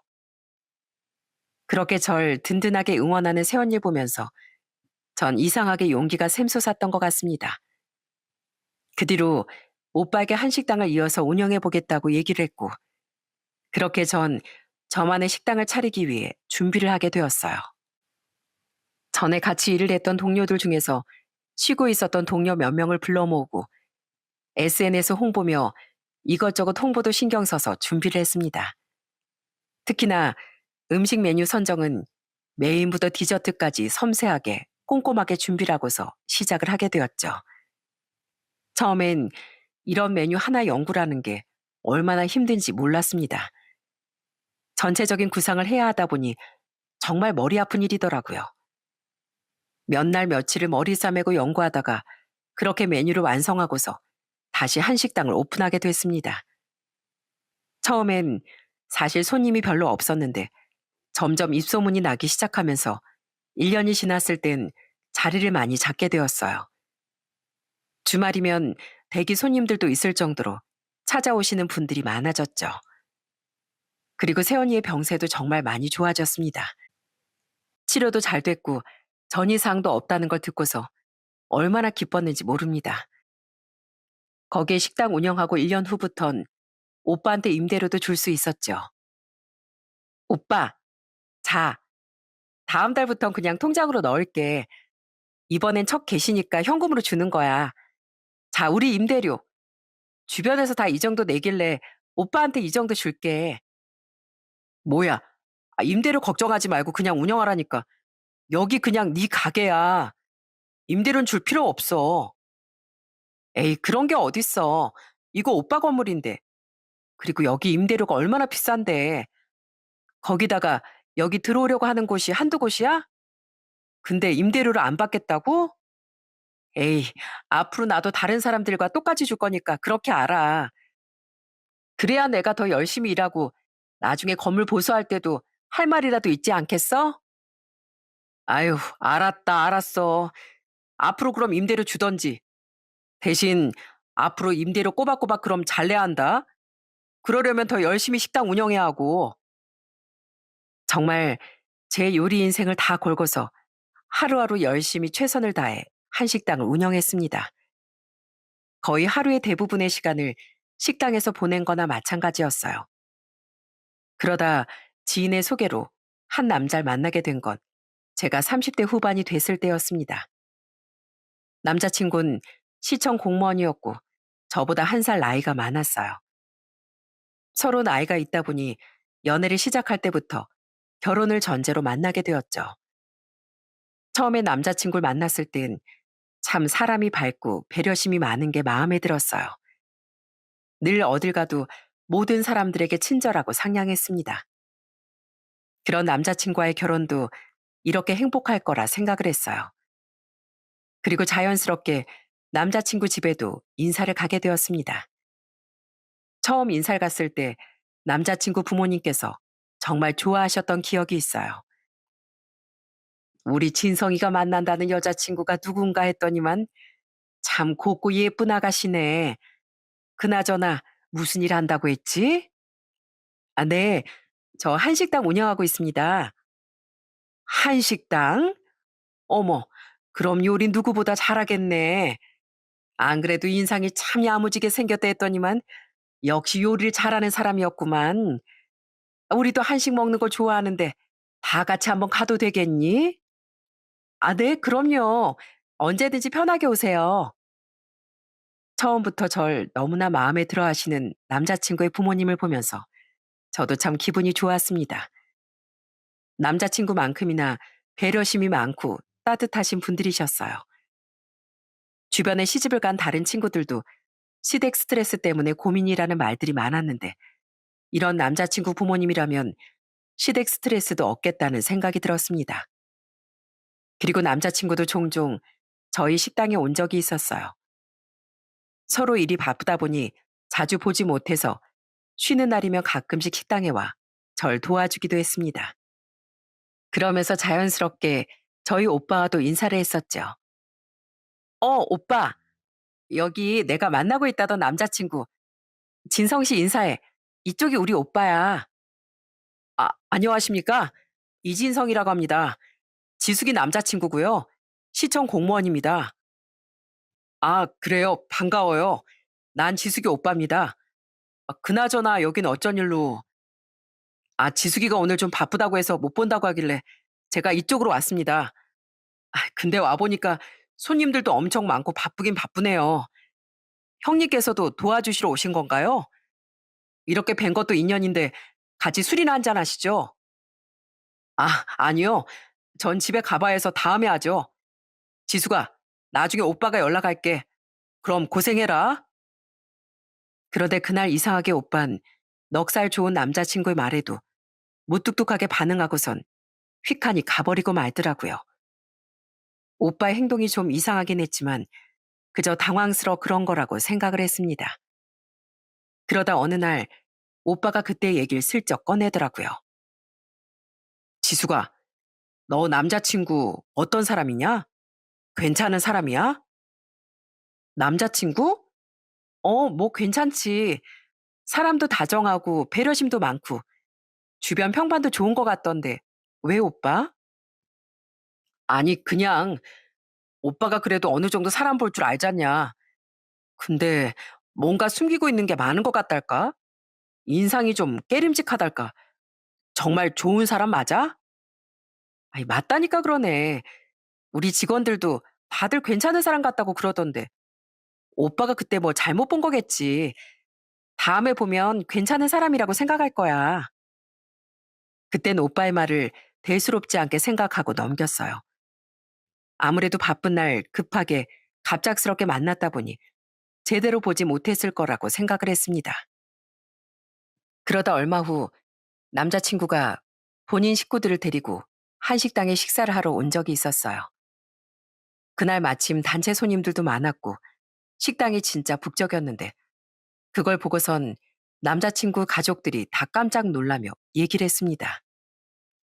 어머, 손님들이 되게 많구나. 예, 여기 평소에도 이렇게 많니? 세상에, 우리 조금만 늦게 왔으면 기다리다가 밥 먹을 뻔했다, 얘. 아, 오늘 유난히 단체 예약 손님들이 많아서 그런가 봐요. 평소엔 이 정도는 아니고요. 제가 앞으로 좀 더 열심히 해야죠. 매일 이렇게 손님들 많이 올 정도로요. 그래, 우리 며느리 아주 떼부자 되겠다, 떼부자. 아주 복덩이가 우리 집에 굴러 들어오게 생겼어. 어쩜 이렇게 손님들이 바글바글할까? 그때 남자친구의 어머니는 북적이는 손님들을 보면서 너무나 기뻐하고 좋아하시더라고요. 사실 아직 결혼을 한 것도 아닌데 그렇게 얘기를 하니 약간은 좀 부담스럽기도 했어요. 그리고 그때부터 갑자기 남자친구도 주말마다 자꾸 식당으로 오기 시작했습니다. 와서는 청소도 도와주고 이것저것 서빙도 해주면서 식당 일을 하기 시작하더라고요. 지수가, 오늘 진짜 바쁘다. 요즘 왜 이렇게 손님들이 많아졌지? 내가 여기저기 소문내서 그거 듣고 오는 사람들이 많은가? 그런가? 아, 그러게. 요즘 손님들이 더 많아진 것 같아. 잘 되니까 좋긴 한데, 이렇게 바빠서 우리 얼굴 볼 시간이 없어서 어떡해? 아이, 그럼 내가 여기 와서 일하면 되지. 나 너랑 결혼하면 일 때려치우고 여기 관리하고 그럴까? 아무래도 여자 혼자서 관리하는 건 좀 힘들잖아. 안 그래? 부부끼리 서로 얼굴 보면서 일하면 더 좋지 뭐. 뭐? 우리 무슨 날도 안 잡았는데 벌써 부부야. 날이야 바로 잡으면 되지. 뭐 우리 다음 달에 바로 혼인신고부터 할까? 나야 상관없어. 지숙이 너랑 일찍 결혼하면 나야 좋지 뭐. 그 후로 남자친구는 정말 매일같이 결혼 얘기를 꺼내기 시작했습니다. 사실 결혼을 전제로 연애를 하고 있긴 했지만 갑자기 그렇게 결혼 얘기가 나오니 당황스럽기도 했어요. 그런데 남자친구뿐 아니라 남자친구 집안에서도 엄청 적극적으로 결혼 얘기를 꺼내기 시작하더군요. 어느 날은 남자친구 집에 초대를 받아 갔는데 예비 시부모님이 당장이라도 결혼을 시킬 것처럼 얘기를 꺼내시더라고요. 내가 알아보니까 저기 시내 웨딩홀 한 곳에서 올해 딱 한 자리 비었다더라고. 거기서 하는 건 어떠니? 결혼식장도 오래되지 않아서 고급스럽고 좋던데. 아니면 혼인신고부터 하고 찬찬히 해도 상관없고. 엄마, 너무 그렇게 급작스럽게 얘기하면 지숙이가 놀라잖아요. 아유, 맞다, 맞아. 내가 너무 급했지? 그래도 웨딩드레스 이런 것도 찬찬히 생각도 해보고 그래야 될 텐데. 난 우리 며느리가 너무 마음에 들어서 얼른 우리 아들 장가 보내고 싶어서 그런 거지 뭐. 우린 솔직히 뭐 바라는 거 하나도 없다. 우리 아들 얼른 데려가 주면 그것만으로도 고마워. 그러니까 뭐 준비하고 자시고 그런 건 너무 걱정하지 말어. 우린 다 괜찮으니까. 그렇게 예비시댁에선 정말로 제가 결혼해 주는 것만으로도 충분하다는 태도로 절 반겨주시더라고요. 저도 이렇게 환영받는 결혼이라면 정말 좋을 것 같아 일찍 날도 잡고 그렇게 결혼 준비를 시작하게 되었죠. 진짜로 이렇게 결혼을 할 줄 알았어요. 그런데 그렇게 화기애애하게 결혼 얘기가 나오고 난 후 한 달도 채 되지 않아 갑작스럽게 어느 날부턴가 예비 남편이 연락이 잘 안 되고 갑자기 절 피하기 시작하는 거였어요. 처음엔 무슨 일이 있는 줄 알았습니다. 그래서 예비 시댁에도 연락을 해 봤는데 이상하게 다들 연락이 되질 않더라고요. 그러다 제가 연락을 하면 바쁘다고 피해 버리거나 아프다며 만나지 못할 것 같다는 얘기만 계속 하더라고요. 이게 도대체 무슨 일인가 싶어 생각을 해 보니 뭔가 '이 사람이 나랑 결혼을 하기 싫어서 이러는 건가?' 싶은 느낌이 팍 들었습니다. 그래서 정말 제가 단도직입적으로 물었어요. "나랑 결혼하기 싫어서 그러는 거냐."고. 그랬더니 잠깐 만나자고 바로 연락이 오는 거였어요. 그렇게 정말 며칠 만에 예비 남편의 얼굴을 직접 보게 되었죠. 근데 며칠 동안 제대로 먹지도 쉬지도 못했던 전 그 사이에도 살이 쭉쭉 빠졌는데 이 사람은 잠도 잘 잤는지 얼굴이 아주 평온해 보였어요. 그러면서 절 보더니 아무런 표정 변화도 없이 냉정하게 얘기를 하더라고요. 바로 헤어지자는 얘기였어요. 전 그 말이 도무지 납득이 되질 않았어요. 헤어지자니 그게 무슨 소리야? 당장 한 달 전까지만 해도 나랑 결혼식 준비하기로 다 약속한 거 아니었어? 그 사이 우리가 따로 만난 것도 아니고 갑자기 연락 두절되더니만 이게 도대체 뭐 하는 거냐고. 갑자기 왜 그래? 내가 납득할 만한 이유를 얘기하는 거 아니야? 납득할 만한 이유가 뭐가 필요해? 파혼하자는 게 뭐 큰 이유가 필요해서 하는 거야? 그냥 파혼하자고. 나 너랑 결혼 안 한다고. 그러니까 왜 그러는 건데? 이유라도 알아야 나도 마음을 접지. 갑자기 연락도 안 되더니 자기 혼자서 마음 정리하면 끝이야? 내가 이래서 없는 애들 상종도 안 하는 거야. 전 뜬금없는 예비 남편의 말에 너무나 당황스러웠습니다. 그동안 따뜻하고 배려심 많던 그 사람 입에서 나올 만한 얘기가 아니었거든요. 그래서 전 너무 당황해 되물었어요. 뭐, 뭐? 지금 뭐라고 한 거야? 없는 애들 상종을 안 한다니. 그게 도대체 무슨 말을 하는 거냐고? 너, 네 식당 대표도 아니더라? 왜 오빠 이름으로 되어 있는 건데? 대표라고 하더니만 대표 아니고 종업원이었어?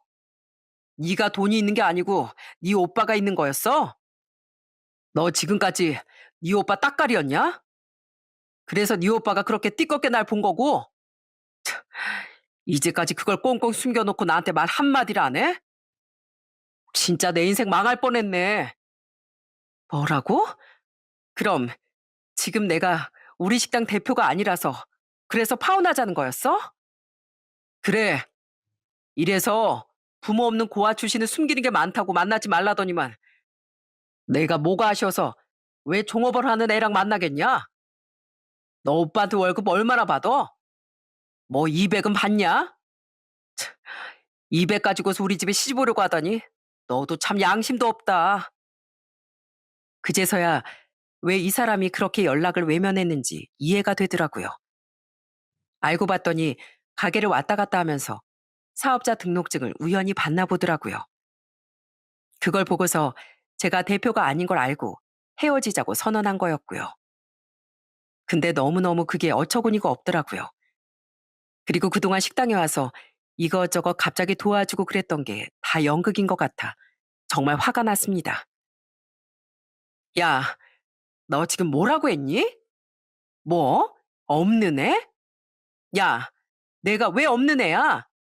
너야말로 사람 그렇게 보지 마. 네가 애초에 그런 사람인 줄 알았으면 나부터 널 안 만났어.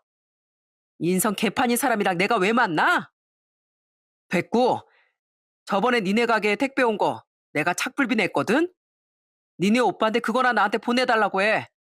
그걸로 우리 사이 끝내자고.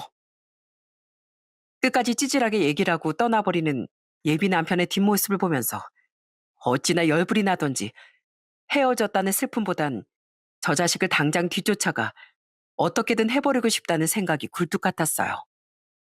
정말 지금까지 제가 저런 사람을 몰라보고 애정을 쏟았다는 게 너무 아까울 지경이었어요.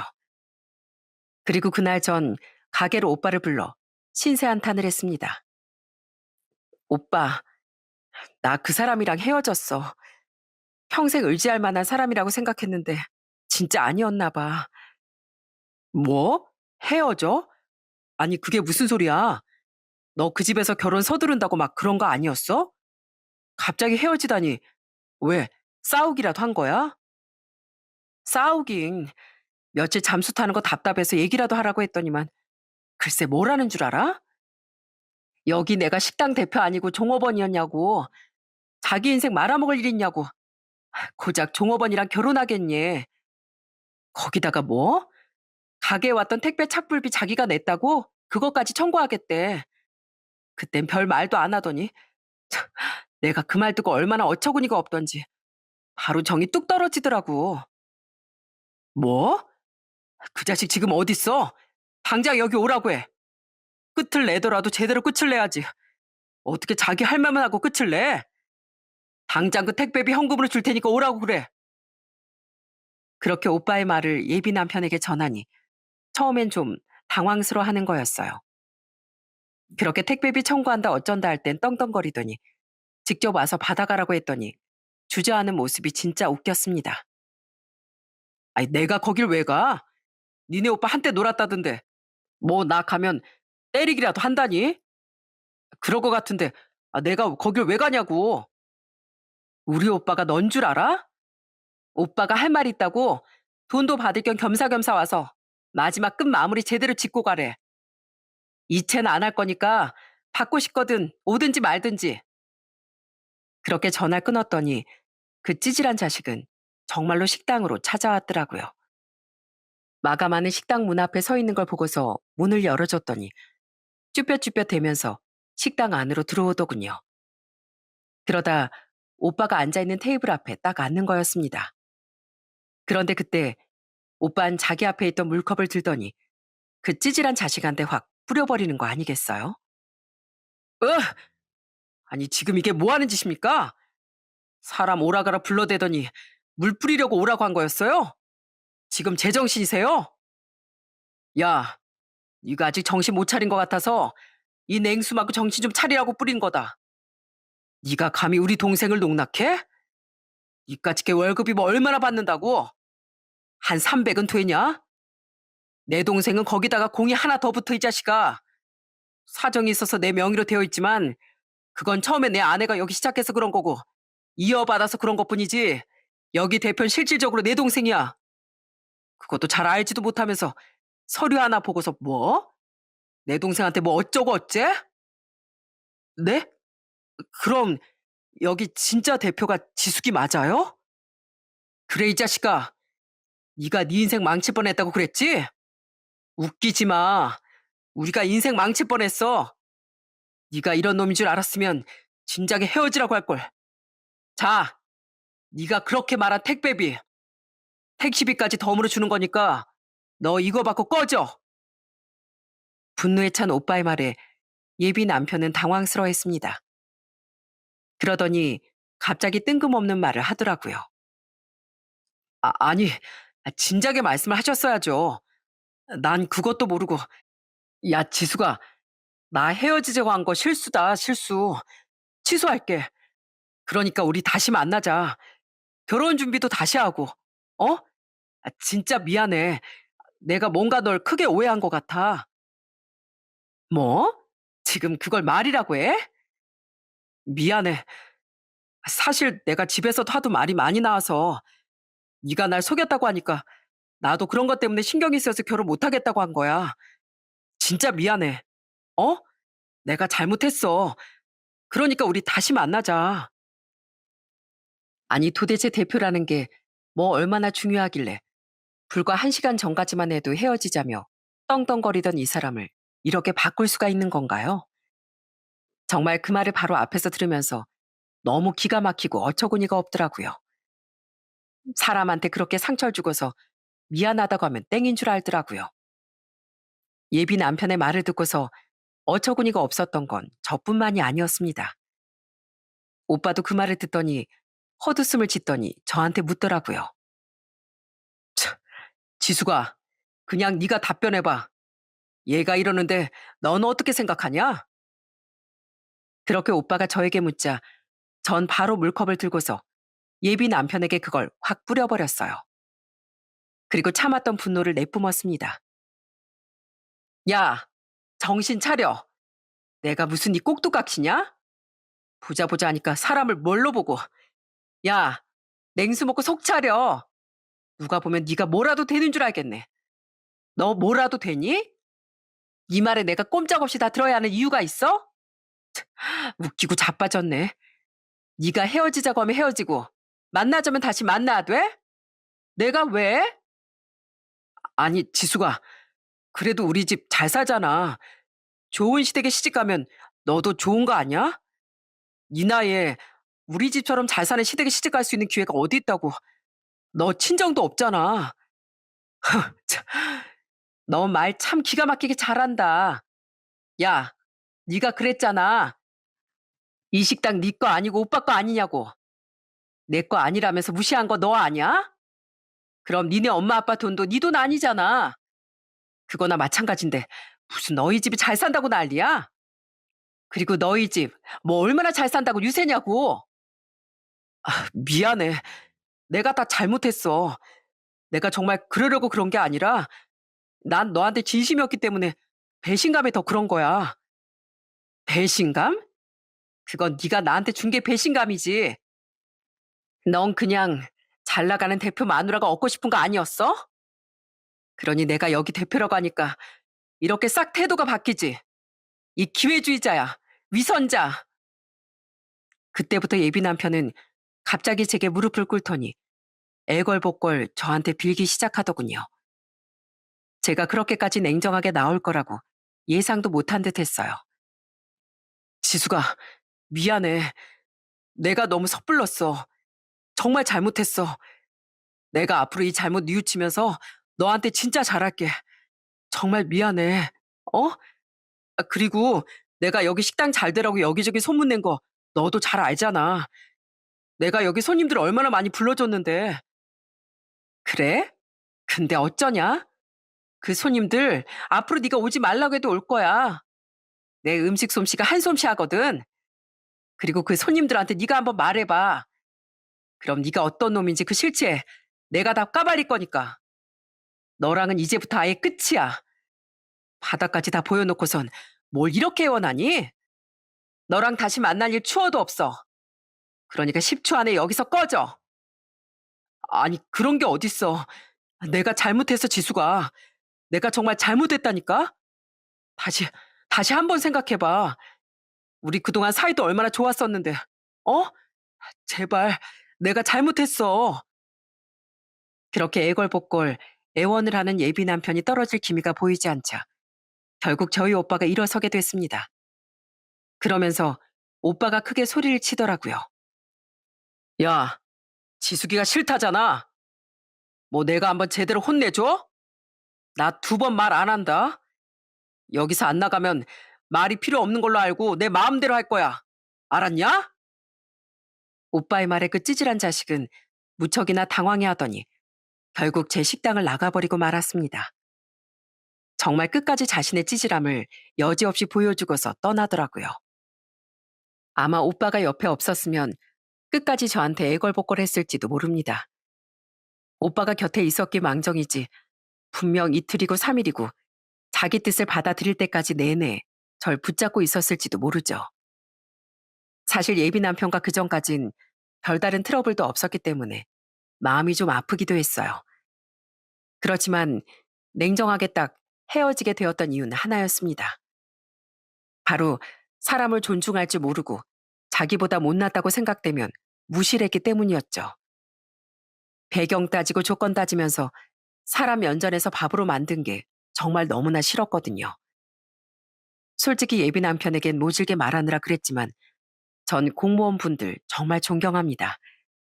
그리고 수많은 분들이 월급 300만 원을 벌기 위해 얼마나 노력하고 계시는지 저도 누구보다 잘 알고 있어요. 저 역시 직장 생활할 때 300도 받지 못했었고 그 정도 받기 위해 진짜 많은 노력을 했었으니까요. 그렇지만 이 사건은 돈이 문제가 아니었습니다. 본인이 잘났다고 남을 무시했던 게 문제였죠. 돈이 최고라고 생각하고 자신이 잘났다고 생각하는 사람을 누르기 위해선 돈으로 누를 수밖에 없었던 거지. 절대로 다른 사람을 무시하기 위해 한 말은 아니었어요. 사실 예비 남편이 한 말만 생각해보면 무슨 의사, 판사, 검사 등등 세상에서 잘났다고 생각하는 직업이라도 가진 줄 알았을 거예요. 그렇지만 그 사람은 가진 거에 비해 너무나 거만했습니다. 그리고 그 뒤로도 후회의 눈물을 흘리며 전 예비 남편은 엄청 전화가 오고 전 예비 시댁에서도 연락이 왔어요. 그렇게 제가 연락을 할 땐 한 번 받지도 않고 냉정했던 사람들이 갑자기 이러는 이유를 아니까 더 정이 털리더라고요. 그래서 모든 전화를 다 차단해버렸습니다. 그랬더니 진짜 웃긴 일이 생겼어요. 그로부터 며칠 뒤 한식당으로 정말 반갑지도 않은 손님들이 들이닥쳤더라고요. 바로 전 예비 시댁 식구들이었죠. 오더니만 바로 식당으로 들어와 밥을 먹으려고 하더라고요. 입구에서부터 제지하던 직원이 급하게 홀로 들어와 절 찾아 말하면서 알게 되었어요. 전 너무 기가 막혀서 바로 입구로 나갔습니다. 그랬더니 뻔뻔한 전 예비 시모는 저를 보면서 너무 반가워하는 거 있죠? 어머, 며느라, 우리 왔어. 너 왜 이렇게 연락이 안 되니? 요즘 바쁘구나? 아유, 손님들이 오늘도 많네. 우리 밥 먹으러 왔다.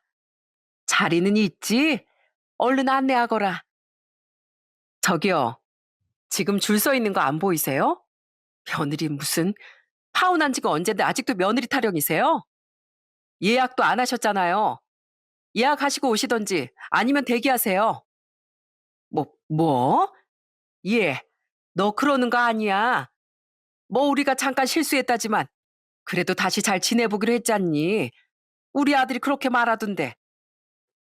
뭔 헛소리를 듣고 오셨는지 모르겠지만 전 그럴 생각 없어요. 그리고 기다리실 거면 하루는 더 기다리셔야 될 것 같네요. 기다리기 싫으시면 그냥 가시던가요. 어떻게 하시겠어요? 뭐? 아니, 지금 너 뭐 하는 거니? 손님을 지금 가려받겠다는 거야? 전 예비 시모는 제 말에 얼굴이 울긋불긋 빨개지면서 엄청 화를 내더군요. 그런 전 예비 시모를 보면서 당당하게 얘기를 했습니다. 네, 여긴 손님 가려받는 식당이거든요. 사람 무시하고 돈으로 사람 구분해서 행동 달라지는 사람들은 여기서 밥 못 먹죠. 여긴 대접받는 곳이거든요. 참, 너 그런 식으로 장사하면 망한다. 망해.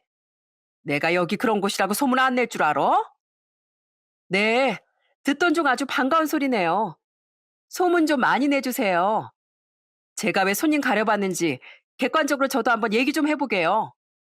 그럼 저야 더 좋지 않겠어요? 부모 없고 가진 거 없다며 파혼 선언한 집이 손해겠어요?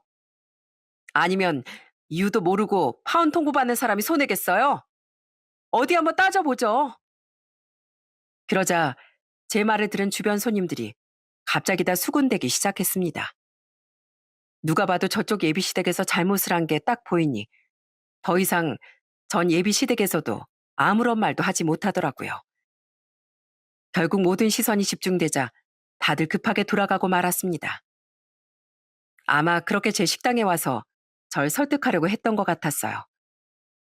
그 뒤로도 계속해서 전 예비 남편이고 전 예비 시댁이고 자꾸만 연락이 오고 찾아오고 난리를 피웠지만 전 냉정하게 모두 받아주지 않았죠. 그렇게 제가 계속 거절을 하니까 결국엔 남자친구도 포기하고 말더라고요. 그렇게 끈질겼던 인연은 아주 쫑이 났습니다. 사실 정말 진심으로 사랑을 했던 사람이라 저도 제법 힘들겠다고 생각을 했는데 아무래도 밑바닥을 다 봐서 그런지 생각보다 씩씩하게 잘 이겨내고 지금은 잘 지내고 있어요. 요즘은 새언니의 병도 다 좋아지고 지금은 완치 판정만 기다리고 있습니다.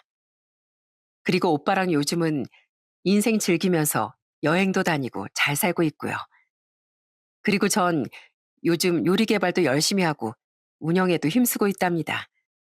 또 식당도 오빠가 저의 명의로 바꿔줬어요. 오빠 새언니는 요즘 제 식당에 와서 꼭 밥을 먹고 가곤 한답니다. 두 사람은 요즘 아주 절 놀리는 재미에 사는 것 같기도 해요. 아유, 우리 김지숙 사장님, 우린 저기 저 바다로 놀러 가는데 우리 김지숙 사장님은 바쁘셔서 바다 구경도 못 하시겠네. 뭐야, 오빠 지금 나 놀리는 거야? 둘이서 재밌게 놀다 온다고 지금 나 놀리는 거지? 놀리기는요, 아가씨. 그냥 자랑하는 거죠. 뭐요? 언니, 언니까지 요즘 자꾸 저 놀려요. 다음엔 저도 식당 다 맡겨놓고 두 사람 쫓아갈 거예요. 둘이서 데이트하는 거 끝까지 쫓아가서 방해할 거라고요. 그렇게 저흰 소소한 행복을 누리면서 재밌게 살아가고 있습니다. 특히나 저희 새언니가 아프고 나선 하루에 한 번이라도 웃는 게 참 중요하다는 걸 새삼 느끼고 있네요. 아무리 돈을 많이 벌어도 건강이 나빠지면 그게 다 소용이 없는 거더라고요. 특히나 오빤 언니가 아프고 나서 무엇보다 주변에 사랑하는 사람이 건강하게 오래도록 곁에 있는 게 얼마나 행복한 일인지 다시금 느꼈다고 말을 하더라고요. 저 역시 다른 어떤 것보다 건강이 제일 중요하다고 생각해요. 물론 인생에서 1순위 따로 있다고 생각하시는 분들도 많으시겠지만 그 어떤 것도 내가 아프고 나면 다 누릴 수 없는 거랍니다. 그러니 여러분들도 항상 건강 잘 챙기시면서 내 행복을 위해 사시길 바랄게요. 저도 앞으로 열심히 운동하면서 건강도 챙기고 남은 인생 기운차게 살아보려고 합니다. 여러분들의 앞날도 그렇게 기운차고 탄탄하시길 바라며 이만 사연을 마치도록 하겠습니다. 지금까지 들어주셔서 정말 감사합니다.